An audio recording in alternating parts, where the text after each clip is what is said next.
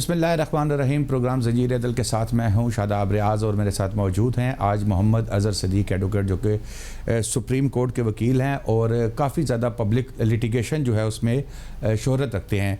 नाज़रीन, अब सबसे पहले हम बात करेंगे पंजाब असम्बली में एक बिल जो है वो मंजूर कराया गया जिसको तहफ़्फ़ुज़ मेंबर इस्तेहक़ाक़ बिल का नाम दिया गया। अच्छा, इसके मुताबिक अब तक इसमें कोई ब्यूरोक्रेट, कोई सहाफ़ी जो असम्बली के अंदर अरकान असम्बली से कोई तल्ख़ कलामी हो जाए या कोई उसके ऊपर मुकदमा भी दर्ज किया जा सकेगा और उसके अलावा उसको सज़ा भी देगी। मुअज़्ज़िज़ मेंबरान के इस्तेहक़ाक़ का बिल जो है, ये हैरानगी की बात है कि पीपल्स पार्टी के मखदूम उस्मान साहब की जानिब से जारी किया गया। अज़हर साहब, एक तो ये है कि जो इसमें नज़र आ रहा है कि जैसे मोहम्मद ख़ान साहब जो हैं वो मुस्लिम लीग नून के, उनका नाम भी है इसमें, ये भी पीपल्स पार्टी के PTI ने भी मंजूर कराया कि ब्यूरोक्रेसी के और सहाफ़ियों के ख़िलाफ़ तमाम लोग एक पेज पे हैं। अच्छा, बड़ी ज़बरदस्त बात की आपने। ये बुनियादी तौर पर provincial assembly of the Punjab privilege act है 1972 का, और ये आइन के आर्टिकल 66 और 127 को सामने रखकर आप बात कर रहे हैं। हालांकि ये जो एक्ट की बात कर रहा हूँ, ये 1973 का आइन से कबल का बनाया गया, चूँकि वो प्रोटेक्शन हासिल है तो उसको सामने रखते हुए ये बात की ये बुनियादी तौर पर जो बिल है ना, सर्टन अमेंडमेंट्स हैं जो प्रपोज़ की गई हैं। साजिद अहमद भट्टी, मियाँ शफ़ी मोहम्मद, मलिक मोहम्मद, आमद ख़ान, ये हमारे दोस्त हैं पाकिस्तान मुस्लिम लीग नून से, सैयद उस्मान महमूद MPA, इन सब की तरफ से पेश किया गया है। और बड़ा तो इन सबको दोस्त समझते थे लेकिन पता लगा कि नहीं है। देखिए शादाब, बड़ा दुख और अफसोस इस कॉन्टेक्स्ट में हुआ।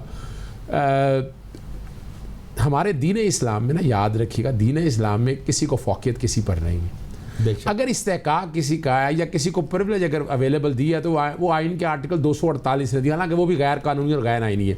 वो सदर और गवर्नर की हद तक है। आपको पता है आसफ़ अली ज़रदारी हालांकि सदर था, तौहीन अदालत की दरख्वास्त आपको याद, क्योंकि मैंने फुल बेंच में दायर की थी, उन्हें सदारती ओहदा छोड़ना पड़ा था।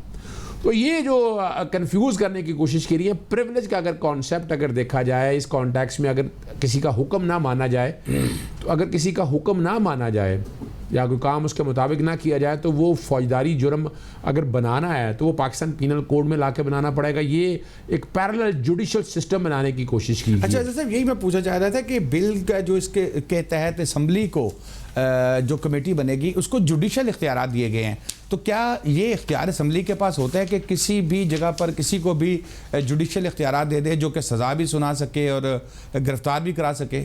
अच्छा, बड़ी मज़ेदार बात है। यहाँ पर 10A सेक्शन ऐड किया है, पावर टू अरेस्ट, यानी सार्जेंट एट आर्म जो है ना, और कोई भी ऑफिसर जो ऑथोराइज करेगा, स्पीकर, गिरफ्तारी का इख्तियार दे दिया, यानी आपने उसको पुलिस का इख्तियार दे दिया। तो चले यही मान लें। उसके बाद जो है ना, बुनियादी तौर पर जो वजह है वो अगर आप देखें, वो जुडिशल कमेटी बनाई गई है कॉग्निजेंस ऑफ ऑफेंस 11B के तहत। जुडिशल कमेटी, हैरान को अदालती इख्तियार भी दे दिए। अदालतें तो आइन के आर्टिकल 175 के तहत वो दी हुई हैं, supreme court, high courts, district courts, वो सारी मौजूद हैं और उसी कानून के तहत वो काम करती है। ये यानी ये कोई असेसमेंट कर रहे हैं या ये कोई ऐसी कमेटी बन गई है जो बैठ के किसी के राइट और प्रिविलेज के हवाले से बात करना चाह रही है? सिर्फ यहीं हद तक नहीं है, आप कमाल की बात है, ये सज़ा भी सुना सकते हैं, यानी समरी ट्रायल की भी इजाज़त दे दी है आपने। और ये सारी की सारी अगर प्रोविजन उठाकर देखें, मैं समझता हूँ ये आइन के आर्टिकल 19 की खुला खिलाफ वर्जी है। आइन के आर्टिकल 4 और 5 की खिलाफ वर्जी है। राइट टू स्पीक आपने दिया हुआ है, लेकिन रिस्ट्रिक्शन जो दी है, reasonable restriction, contempt of court लिखा हुआ है, इंसाइटमेंट टू ऑफेंस की बात है, फ्रेंडली रिलेशन की बात है, हमारे इदारों के हवाले से बात करने के हवाले से, वो तो अवेलेबल है। लेकिन ये एक MNA, वो MNA जो सारा दिन झूठ बोलता है, एक MP है जो सारा दिन झूठ बोलता है, असेंबली में बैठकर फ्रॉड करता है, करप्शन के केस है, हमने उनको हीरो बना दिया। यानी उनके बारे में अगर कोई बात करेंगे तो अपना ड्रैकोनियन लॉ या काला कानून, ये जो सूबाई वज़रा या जो MPA या अरकान असम्बली जिनके खिलाफ नैब में भी केसेस चलते हैं, तो क्या वो भी तौहीन MPA की ज़मरे में आएगा? अच्छा, बढ़िया। फिर ये भी तो हो सकता है कि कल को नैब के किसी अफसर को बुला के सजा सुना दें। जुडिशल इख्तियारात तो दे दिए गए हैं कि भाई आपने तौहीन MPA की है। अच्छा, बड़ी ज़बरदस्त बात की आपने, बड़ी याद को पता है ना आपको। और असम्बली के जुडिशल कमेटी को ना मैजिस्ट्रेट फर्स्ट क्लास के इख्तियारात दे दिए।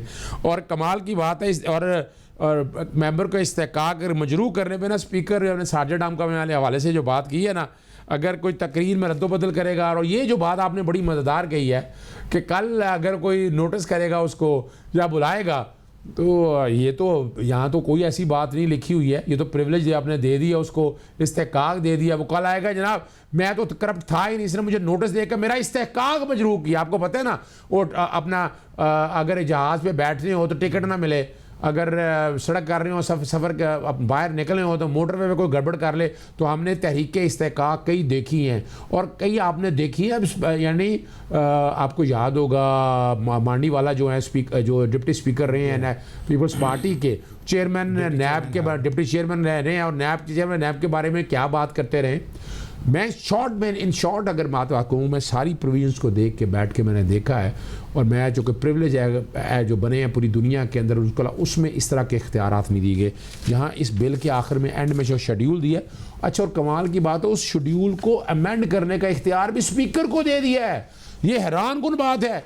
और उसमें 6 देखें, 6 महीने सज़ा, 10,000 जुर्माना, 10,000 जुर्माना, 3 महीने सज़ा, यानी ये 1 से लेकर ये मैं को देख रहा हूँ 12, 13 और टोटल जो है ना ये जुराइम जो है ना ये इन्होंने 15 जुराइम बना दी हैं, यानी 15 तरह के जुर्म हो गए जिसमें जुर्माने और सजाएं दे सकते हैं ये। अच्छा मुझे ये बताएं, अगर मैं असम्बली चला गया हूँ और किसी एमपीए ने मुझे सलाम किया और मैं नहीं सुन सका, जवाब नहीं दी, तो क्या ये भी तौहीन एमपीए में आएगा? क्या ये भी डिफाइन होगा अभी कि आना है कि नहीं? अभी बहरहाल डिफाइन नहीं किया आपने, लेकिन वो ये कह देगा ना कि इसने मेरे से बदतमीजी किया, जवाब का जवाब लिया, वो आपको यानी इसका मिसयूज इतना होना है जो कि आपने किसको इख्तियार दिया है, सार्जेंट आम को, वहीं के मुलाजिम।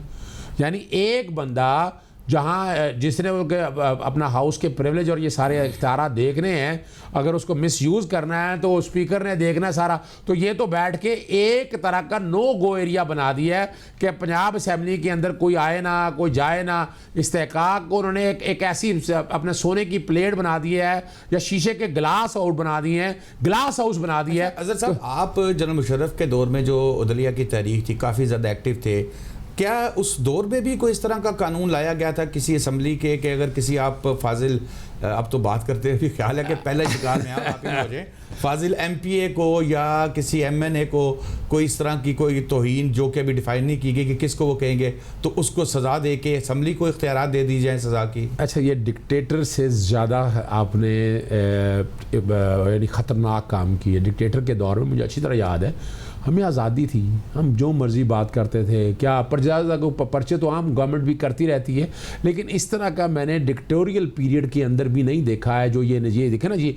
और कमाल की बात है सारे इकट्ठे हो गए हैं, पहले पीपल्स पार्टी भी, PMLN भी, PTI भी, यानी इन सब का इस्तेहकाक, यानी बाकियों को आग लगा दे। जो आइन का आर्टिकल 25 ज़रा पढ़ लें, आपको आप डिस्क्रिमिनेशन कर रहे हैं, डिस्क्रिमिनेशन की इजाज़त ऐसे कैसे दी जा सकती है? आपको बिल्कुल दी नहीं जा सकती है। और मैं तो वैसे इरादा रखता हूँ कि ये जिसने ड्राफ्ट किया है और जिसने ये बिल पेश किया है उसके ख़िलाफ़ आईन पाकिस्तान तोड़ने के हवाले से आईन पाकिस्तान की खिलाफ वर्जी के खिलाफ बाकायदा फौजदारी प्रोसीडिंग शुरू करनी चाहिए और उनके ख़िलाफ़ बैठ कर कोई कमेटी बने कि जिन्होंने बैठ कर ये किया। यानी ये बिल देखने पहले अगर आपको शौक़ था, मिसाल के तौर पर ऐसा करता हूँ, अगर कोई बिल शौक़ था तो स्टेक होल्डर को बुलाते, आप स्टेक होल्डर को इन्वॉल्व करते, आप कमेटियाँ बनाते, कमेटियाँ बैठ कर इसको देखते हो और फिर इसको शक्ल में लेकर आते। आपने तो ऐसा तीर फेंक दिया है, यानी इस बिल को 5 मिनट नहीं लग रहे हैं। यानी आज पंजाब असेंबली बैठे सारे लोग इकट्ठे मौजूद हैं, 5 मिनट के अंदर अंदर इस बिल को वो पास करके और एक कानून की शक्ल दे देंगे। अच्छा, इस पे बहस भी कोई नहीं कराई गई। अच्छा, एक चीज़ इसमें जो मुझे जिसका ज़ाती तौर पर अज़हर साहब दुख है कि इसमें तमाम जमातें जो हैं इन्होंने मुतफ़िका तौर पर जो है वो इसको मंजूर किया है। इसका मतलब है इमरान खान साहब जो मीडिया के हवाले से सोच रखते हैं वो तो ऑलमोस्ट सबको क्लियर है। पीपल्स पार्टी जो बज़ाहिर ये बनती है कि हम सबसे ज़्यादा मीडिया फ्रेंडली रहे हैं। अच्छा, PMLN भी किसी हद तक दावा करती है कि जी हम बड़े मीडिया फ्रेंडली रहे हैं, वो जो कितने रहे हैं वो हमें पहले भी अंदाज़ा है। तो ये तमाम जमातों के जो एक पेज पर आने से ऐसा नहीं लग रहा कि जो दिल में नफ़रत है मीडिया के लिए वो, या इवन ब्यूरोक्रेसी के लिए जो मामला जैसे उसमें भी उसको भी इन्होंने शामिल किया बीच में, वो उस पे ये एक पेज के ऊपर है, तमाम एक बराबर की नफ़रत करते हैं मीडिया से। देखिए, ये बुनियादी तौर पर इन्होंने अपनी हेजमनी का लफ्ज़ मैं अगर कह दूं, या चलें इसको छोड़ें इस बात को, यानी अपनी रियाया बना दी है। कि पंजाब असम्बली जो है ना ये अपनी एक अलहदा हुक्मरान है। यानी इसका यानी मुझे याद है वकला मूवमेंट के दरमियान जब जेल गए ना तो वहाँ पर वो एक अलहदा रियासत है। वहाँ पर जो सुप्रीटेंडेंट पुलिस है वो मालिक, हर स्याह सफ़ेद का मालिक है, कुछ नहीं कर सकते अंदर। जो आप वो अलहदा बात है, आप बाहर आएँ जो मर्ज़ी करें। तो यहाँ भी उन्होंने बुनियादी तौर पर एक रियासत कायम कर दी है पंजाब असम्बली के अंदर। उस रियासत के अंदर सुनी जाएगी माँ बदौलत स्पीकर की और सिपाही सालार जो बनाए हैं, सार्जेंट एट आर्म और ये तमाम सियासी जमातों के कारिंदों के।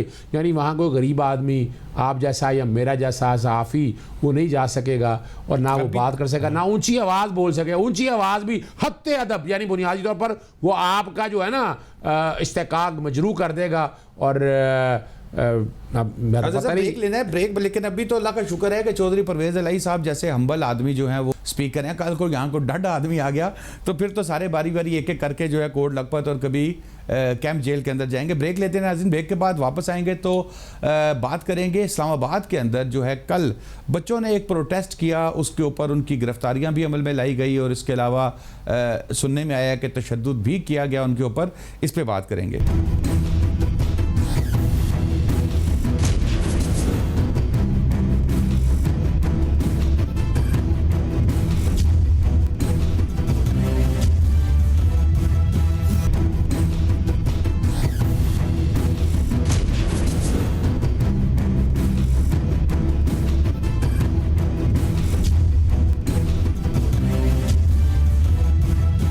वेलकम बैक नाज़रीन।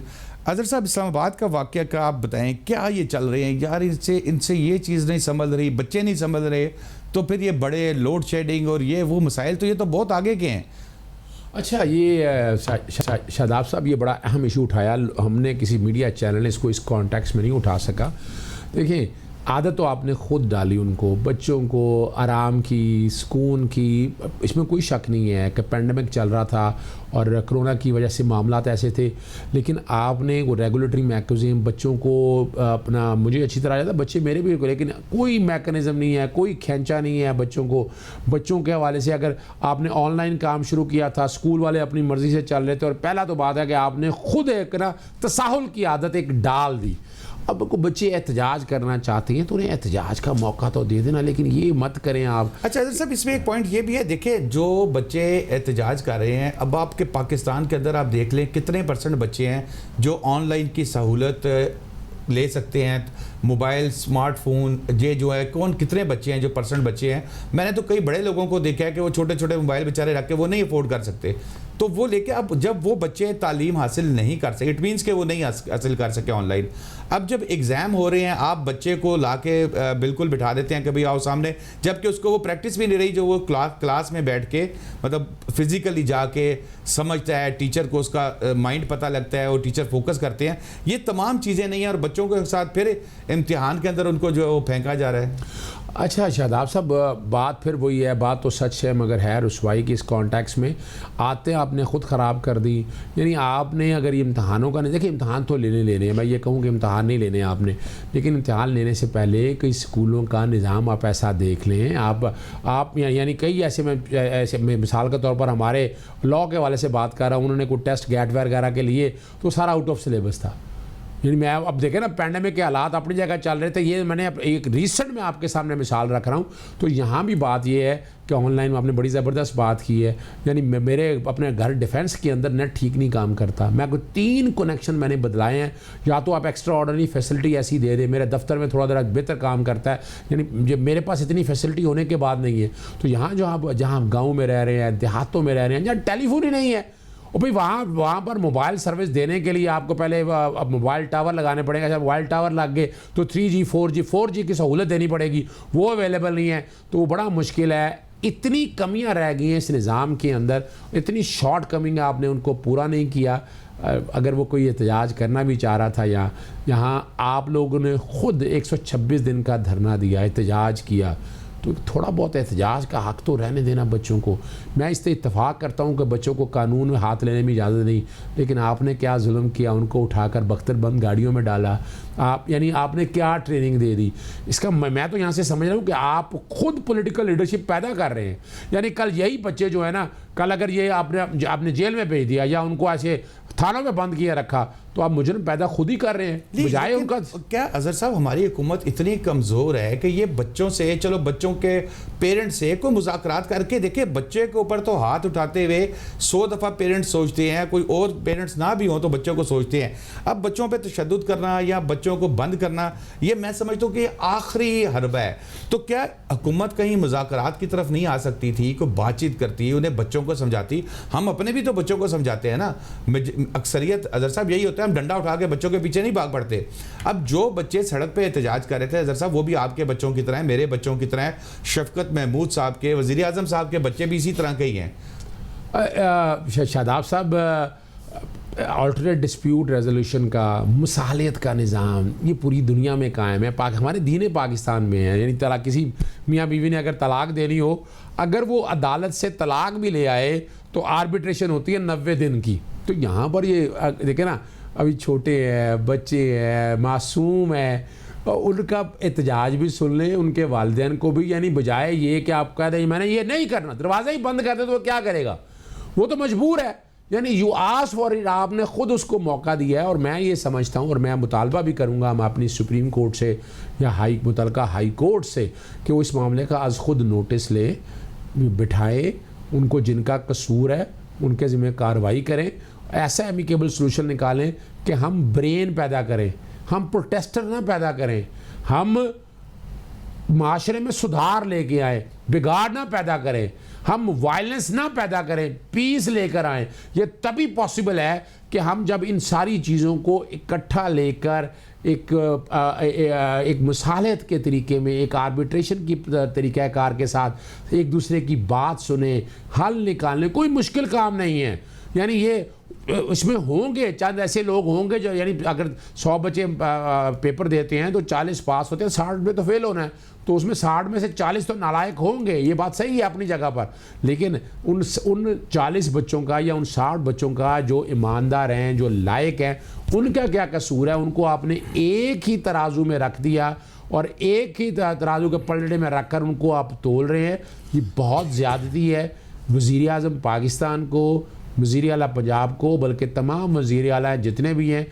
जिस वक्त ये एहतजाज हुआ था उन्हें चाहिए था ख़ुद मौके पर जाकर पहुंचते, मेरे मुल्क के होनहार बच्चों का, जो मेरे मुल्क का मुस्तकबिल है, उनकी बात सुनते, उनको सेटल करने की कोशिश करते। देखिए मैं घर में जाऊं तो बच्चे हमने भी पाले होते हैं ना, ज़िद करते हैं और कई दफ़ा चंदा यानी कई दफ़ा आग मांगनी, आग तो नहीं देनी मुझे, लेकिन मुझे समझाना है कि आग डेंजरस है बेटा आपके लिए, आप आग की बजाय उस पर पानी छिड़कना है। तो जब वो तरीका जब तक नहीं करेंगे तब तक नहीं हो सकता। बेटा बिल्कुल हुकूमत को चाहिए कि इस मामले को संजीदगी से देखे और बच्चों को क्रिमिनल्स की तरह नहीं, बच्चों की तरह ट्रीट करे। अब आखिरी हमारे पास अजहर साहब 2 मिनट रह गए हैं, उसमें हमने डिस्कस करना है कि chief justice Lahore high court justice Qasim Khan sahab आज रिटायर हो गए हैं और जस्टिस अमीर हुसैन भट्टी साहब आई थिंक कल जो है वो खलफ उठाएंगे अपने उहदे का। तो कैसा रहा कासिम खान साहब का टेन्योर और आगे अमीर हुसैन भट्टी साहब जो हैं, जस्टिस अमीर हुसैन भट्टी साहब, इनको आप आगे कैसे देख रहे हैं? देखिए पहले तो मैं बता दूं, जस्टिस अमीर भट्टी साहब को मैं बहुत अच्छी तरह जानता हूं, इस कॉन्टेक्स्ट में जानता हूं। एक तो वो नमाजी आदमी है, किसी को बहुत बुरा लगे मेरी इस बात का, रोज़ादार आदमी है, आदत रही है, तरबियत उनकी वालिदैन ने बहुत अच्छी की है और वो कोशिश करते हैं मसला हल करने के लिए। लोग जब अदालतों में आते हैं ना, अच्छा, हाई कोर्ट इतवार तक वो हैं, वो 5 तारीख को, हाँ मंडे वाले दिन जो है चीफ जस्टिस सेंड ऑफ है। मंडे वाले दिन चीफ जस्टिस का सेंड ऑफ है और ट्यूसडे से बाकायदा ये चीफ जस्टिस के तौर पर अपने फ़राइज़ भी एक केस में रिमार्क्स भी दिए थे आज कि मैं मंडे तक इजाज़त देता है मुझे कानून के मैं देखिए संडे तक। देखिए उन्होंने ना, जस्टिस कासिम खान ने कोशिश की है पब्लिक इंटरेस्ट में एक मामला को लेकर, कई जगह उन्होंने ओवर रीच भी किया। मैं ये कहूँ जुडिशल रेस्ट्रेन को नहीं देखा उन्होंने बहुत जगह, और कुछ सियासी मामलात भी रहे बेंचेस बनाने के हवाले से, यानी अगर देखा जाए एक ख़ास जमात को एडवांटेजेस देने के हवाले से जो एक इम्प्रेशन आया रहा, और वो आम बंदों के लिए नहीं है। हालांकि सुप्रीम कोर्ट के सेटल्ड प्रिंसिपल्स की वायलेशन की जस्टिस कासिम वाले, लेकिन कई काम अच्छे कर गए। मैं कई केसेस ऐसे जानता हूँ, उन्होंने 4 अपना कब्रिस्तान जो लाहौर के गिर्द बना दिए, हाउसिंग सोसाइटी को रेगुलराइज करने की, पानी के मामला को अच्छा करने की कोशिश की, मज़ारात और दीवार पर जहाँ जूते ये रखने की पैसे चार्ज होते थे, अच्छा, वो ख़त्म किया। बात की अगर सब सियासत के हवाले से, तो शहजाद अकबर साहब भी मेरा ख्याल है कमिंग चीफ जस्टिस जो है उनसे मुलाकात करके गए हैं, तो वो भी थोड़ा सा अजीब सा लग रहा था। देखिए मैं एक बात बताऊं, मैं इससे इत्तफाक इसलिए नहीं करता कि वह हुकूमत ने यानी मिसाल के तौर पर हमारे यहाँ पे अजहर साहब टाइम बिल्कुल ख़त्म हो गया है, तो आइंदा जो टॉपिक्स के साथ एक दफ़ा फिर हाजिर होंगे। शादाब रियाज को इजाज़त दीजिए। अल्लाह हाफिज़।